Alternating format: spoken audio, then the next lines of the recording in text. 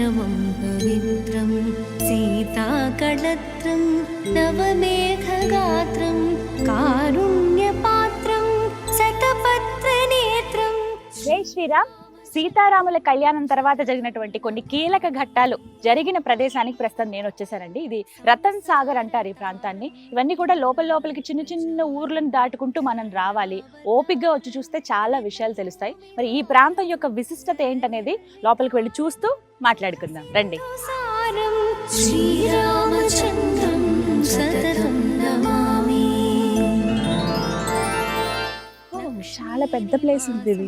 జగతాం నివాసం భూదేవి వాసం శరదిందుహాసం. పెద్ద రథం కనబడుతోంది.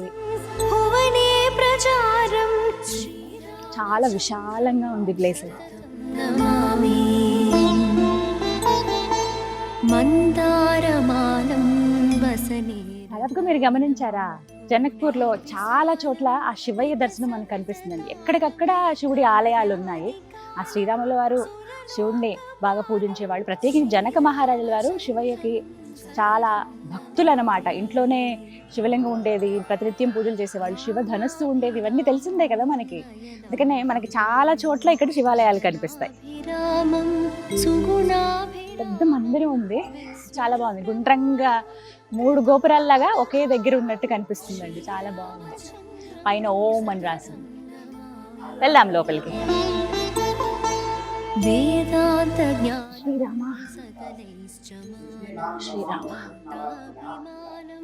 త్రితయ ప్రధానం గజేంద్రపాలం వికతాభిమానం శ్రీరామచంద్రం సతతం నమామి.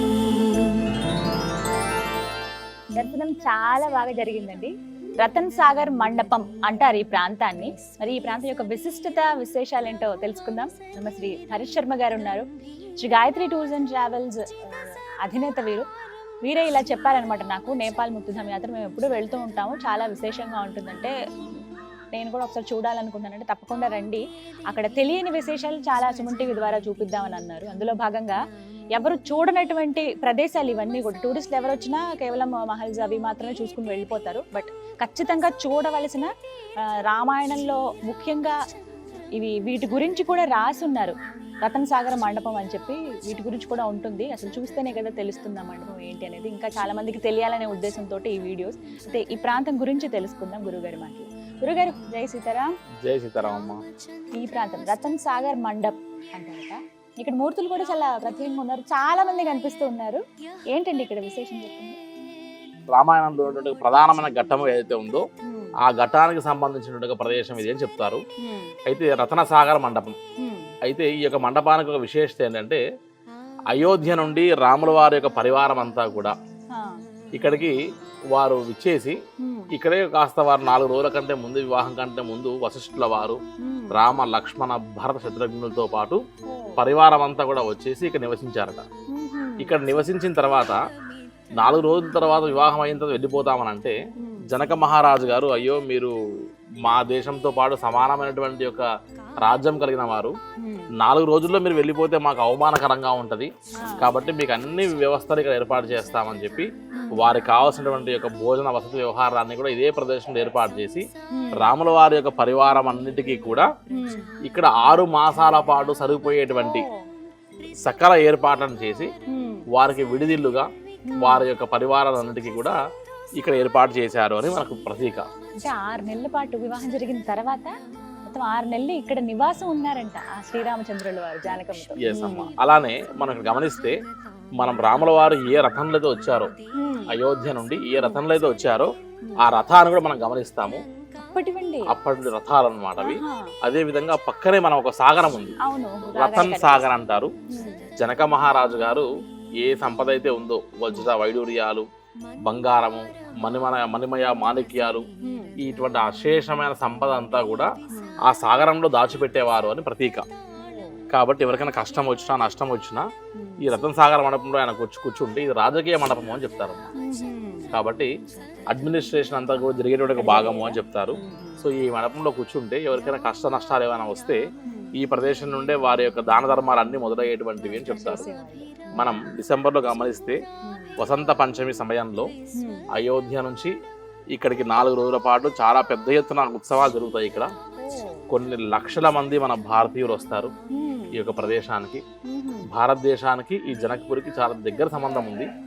ఈవెన్ మన భారత ప్రభుత్వం కూడా ఇటీవల మోడీ గారు వచ్చినప్పుడు కూడా 100 కోట్ల రూపాయలు సహాయం చేశారు జనక్పూర్కి. కాబట్టి మన రక్సుల్ బార్డర్ బీహార్ నుండి జనక్పూర్కి ట్రైన్ కూడా ఉంది మనం గమనిస్తే. కాబట్టి ఆ ట్రైన్ కూడా చిన్న ట్రాక్ ఉంటే మన భారతదేశమే పెద్ద ట్రాక్ వేసింది. కాబట్టి జనక్పూర్కి రామాయణంకి చాలా విశేషమైనటువంటి యొక్క ఇది ఉంది. సో ఈ రత్నసాగర మండపం అనేటువంటిది వీరి యొక్క దర్బార్ అంతా కూడా బరాత్గా వచ్చి పరివారం అంతా కూడా వచ్చి నివసించిన ప్రదేశము.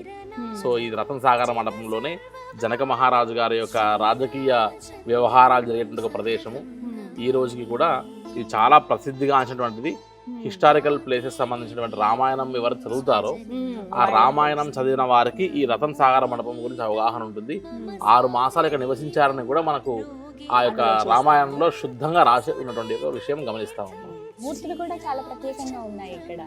సకల పరివారం అంతా వచ్చింది కదమ్మా ఇక్కడికి. కాబట్టి ఆ పరివారం సంబంధించిన వారందరి మూర్తులు మనం ఇక్కడ గమనించవచ్చు. కొన్ని వేల సంవత్సరాల సంబంధించినటువంటి యొక్క నిత్య ఆరాధనకు కొలువైనటువంటి యొక్క మూర్తులతో పాటు మనం గమనిస్తే శాలిగ్రామాలు కూడా చాలా విశేషమైన శాలిగ్రామాలు ఉంటాయి ఇక్కడ. ప్రతిరోజు పంచామృతాలతో అభిషేకం చేస్తారు. ఆ పంచామృతాలతో ఉన్నటువంటి అభిషేక తీర్థాన్ని ఇక్కడ సేవిస్తే సకల దరిద్రాలను కూడా పోతాయి అంటారు, రోగాలను కూడా నశిస్తాయని చెప్తారు, సకల సంపదలు కలుగుతాయని చెప్తారు. రాముల వారి కుటుంబం ఎంతైతే కలిసి ఉండేదో ఉమ్మడి కుటుంబంగా కుటుంబ సమస్యలను నివృత్తి అవుతాయి ఇక్కడికి వస్తే అని చాలా ప్రతీక. కాబట్టి ఈ యొక్క రామాయణం సంబంధించిన ఈ ప్రదేశంలో జనక్పురిలో ఇది కూడా చాలా విశేషమైనటువంటి ఒక ప్రదేశము అని చెప్పొచ్చమ్మా. ఖచ్చితంగా చూడాలి. చాలా మందికి తెలియదండి, మీరు అన్నట్టుగా ఇక్కడ చూస్తుంటే అర్థమవుతుంది. కేవలం ఆ వసంత పంచమి ఉత్సవాలు అప్పుడు మాత్రమే వస్తారేమో, ఇంకా అప్పుడు అంత చుట్టూ మొత్తం విలేజెసే ఉన్నాయండి. కానీ అందరూ తెలుసుకుని రండి, ఎందుకంటే ఇలాంటివి చూస్తేనే కదా మనం గొప్పగా చెప్పుకుంటాం. ఇలా రామాయణానికి సంబంధించి ఇన్ని ప్లేసెస్ ఉన్నాయి, అవన్నీ చూడాలి, మనకు సంబంధించింది మన ఇతిహాసాలని. కానీ అవి నిజంగా జరిగిన ప్రదేశాలు ఇవన్నీ కూడా. వీటి గురించి ఇంకొంతమందికి తెలిస్తే ఇంకా డెవలప్ చేస్తే బాగుంటుంది. అయోధ్య ఎప్పుడైతే రామ మందిర పునర్నిర్మాణం జరిగిందో అప్పుడు చాలా గొప్పగా చెప్పుకున్నాం, డెవలప్ అవుతుంది, మళ్ళీ రామరాజ్యం వచ్చినట్టే అని. ఇలా సీతమ్మ నడిచిన ప్లేస్, కళ్యాణం జరిగినటువంటి ప్రదేశం కూడా డెవలప్ అవ్వాలని కోరుకుంది. అదే తాపత్రయం. రాముల వారి యొక్క రథము, అదే విధంగా జనక మహారాజు గారి రతన్ సాగర్ మండపం ఏదైతే ఉందో ఆ యొక్క సాగరం అంటే నీటిలో ఆయన సంపద దాచిపెట్టేవారట. సో మనం ఆ రథము ప్లస్ ఆ యొక్క సాగరం కూడా చూద్దామమ్మా. తప్పకుండా వెళ్ళి చూద్దాం. భూదేవివాసం శరదిందుహాసం లంకానివాసం భువనే ప్రచారం శ్రీరామచంద్రం సతతం నమామి. మందారమాలం వసనేరసాలం పూర్ణైర్విశాలం రితసప్తతాళం కార్యాదికాలం సురలోక. ఇదేనండి రథం? అవునమ్మా, ఇది రతన్ సాగర్ మండపంలో ఆ రోజు అయోధ్య నుండి రాముల వారు ఏదైతే పరివారంతో వచ్చారో ఆ పరివారంతో వచ్చిన తర్వాత రథం అంతా ఇక్కడ ఉంచుకొని 6 మాసాలు ఇదే ప్రదేశంలో వారు విడిది తీసుకొని రాముల వారి పరివారం అంతా కూడా కలిసి జనక మహారాజు గారి యొక్క ఆతిథ్యాన్ని స్వీకరించిన ప్రదేశము. ఈ రథాన్ని కేవలం ఒక వసంత పంచమి రోజు మాత్రమే ఈ రథాన్ని మనం బయటికి తీస్తారు. కాబట్టి ఈ యొక్క మండపం అంతా కూడా ఇప్పుడు క్లోజ్లో ఉంటుంది, లోపలికి ఎవరిని అలౌ చేయరు.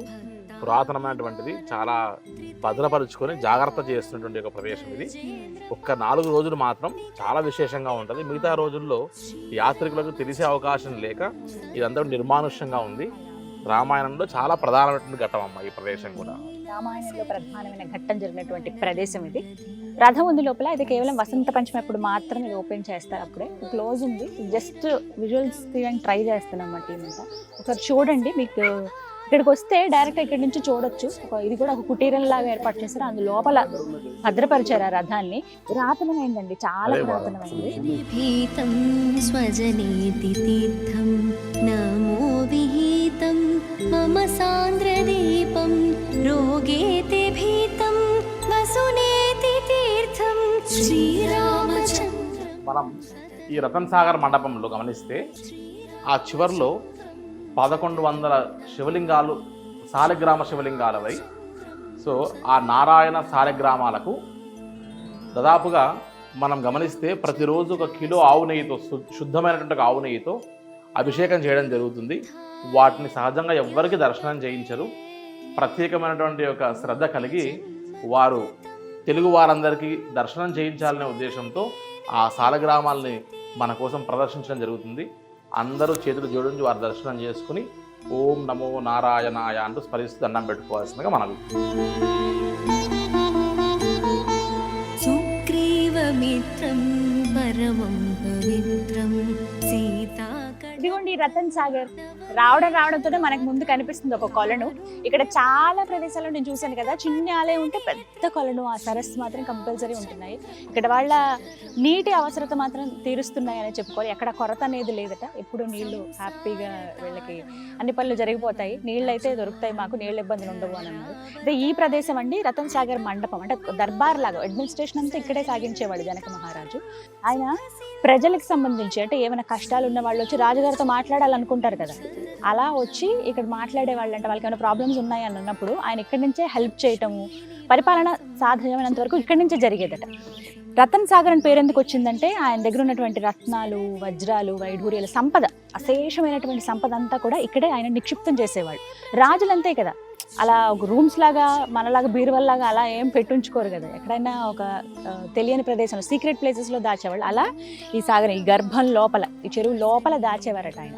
ఎవరికైనా ప్రాబ్లం ఉంది అన్నప్పుడు అవి తీపించి ఇక్కడి నుంచి ఆయన సహాయ సహకారాలు అందించేవాళ్ళు. ఎవరికైనా కావాలంటే వాళ్ళకి దానం చేసేవాళ్ళు అంట. అయితే ఇప్పటికీ జనక్పూర్లో ఎవరిని అడిగినా చెప్తారు, ఇప్పటికీ అశేషమైన సంపద ఈ సరస్సు గర్భంలో ఉంది అని. చాలా లోతుగా ఉంటుంది.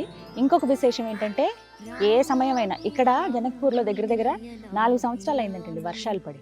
సరైన వర్షాలు అంటే మామూలుగా వర్షం రావడం పోవడం అంతే తప్ప సరైన వర్షాలు అయితే పడలేదు. ఇక్కడ చూడండి, కుండ ఏదైతే ఉందో కుండికి నైవేద్యం సమర్పిస్తున్నారనమాట. ఇక్కడ చాలా మంది పెద్దవాళ్ళేనండి, వయసు పైబడిన వాళ్ళే ఆ పూజా కార్యక్రమాలు చేయటం, స్వామి సన్నిధిలో అలా గడపడం. నేను చాలా మందిని అలా గమనించాను. చాలా పెద్ద వయసు అయింది, ఆయనే అలా చేస్తున్నారు. ఈ కుండికి ఇప్పుడు స్వామికేమో భోగం, అంటే స్వామికి మధ్యాహ్న సమయం అయింది నేను వచ్చేటప్పటికే, స్వామికి భోగం పెట్టారు. ఇక్కడ ఏంటంటే కుండికి అంటే ఈ నదికి కూడా భోగం సమర్పించారు, అంటే భోజనం. అంటే సరైన ఆచార వ్యవహారాలు ఇక్కడ ఉన్నాయి. కరెక్ట్ టైంకి పూజా కార్యక్రమాలు అన్నీ చేస్తూ ఉన్నారనమాట. ఇప్పుడు బాతులు ఒక్కొక్కటి వస్తున్నాయి, వాటికి కూడా టైం తెలిసిపోయిందేమో. ఇప్పటికీ స్ట్రాంగ్గా నమ్ముతారు ఇల్లు. 4 ఏళ్ళు అయింది వర్షం పడి, అయినా ఎప్పుడు వాటర్ ఇలాగే ఉంటాయి. ఈ లెవెల్కి తగ్గింది లేదు, ఇంతకు మించింది లేదంటండి. అంటే అది సీతారాముల కృప ఉన్నట్టే కదా ఈ ప్రదేశంలో. అంటే వాళ్ళు నడిచిన ప్లేస్ కాబట్టి, అంత పుణ్యమైన స్థలం కాబట్టి ఆ ప్రత్యేకత ఎప్పుడూ ఉండనే ఉంటుంది.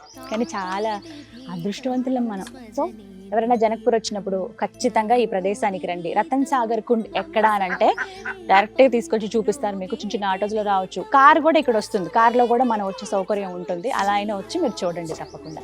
Day 3 జనక్పూర్లో నేను చాలా సంతోషంగా గడుపుతున్నాను. ప్రత్యేకించి ఎన్నో పుణ్య స్థలాలని, పుణ్య ప్రదేశాలని నేను చూస్తున్నాను, మీ అందరికీ కూడా చూపిస్తున్నాను.